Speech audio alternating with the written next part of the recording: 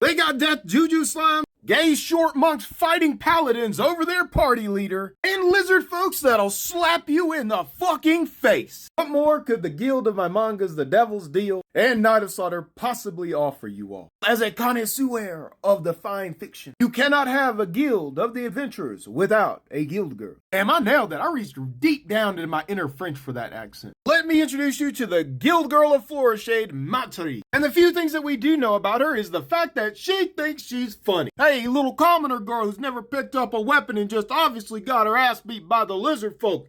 You want money? Go ahead, hunt down the Night of Slaughter. It'll give you 250,000 gold, which is the real world equivalent of about $20 million. Nah, she's just joshing you, but she will take the time to actually explain how the guild operates, like she should. But for some reason, she's actually kind of considerate whenever she hears that new adventurers have plights. And like anybody with good customer service, lets you know about the hidden fees and quells any of your issues when you don't have $1,000 because you're already fucking broke, and waves away your concern with, man, don't worry about it. We got this covered. And a really interesting thing about Maritai's outfit is that she is only partly wearing the official uniform. The top part and the dress beneath is basically the standard uniform, but she chooses to actually wear armor above her skirt and underneath her top. And that's because the Adventurers Guild does allow some slight modification for the uniform so long as it deals with armor. And that's because there are crazy people that deal with the guild all the time,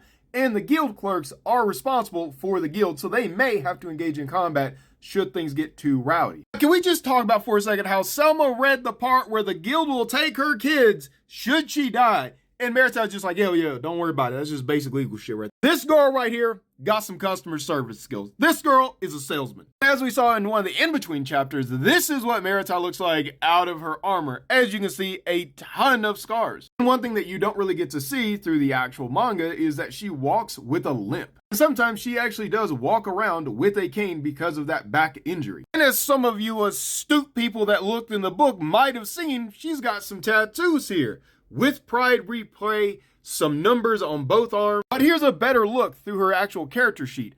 Holy Order number X1, that's 11 in Roman. With Pride We Pray above her chest and a hammered crown on her forehead that she normally keeps with her hair. So, what does that mean? Why would she have all these tattoos, y'all? And so for my astute observers, you would know that that holy symbol belongs to Tarma, the god of pride. And while we can't say for certain that she's a crusader or reverend of Tarma, let's go under the assumption that she is, which speaks a lot to about her current relationship with Tarma. Because Tarma doesn't let his folks outside of Chrysol. And the only people that you will normally ever find in the outside world that used to follow or follows Tarma are ex-scouts, which are his ex-special forces. The people who are responsible for going into the world, gathering information and returning back to Chrysol. And while some of you may be saying, well, she could still be a scout, because espionage is her whole thing. Yes, if you found her in the wild, that could be a valid theory. But because she works for the guild,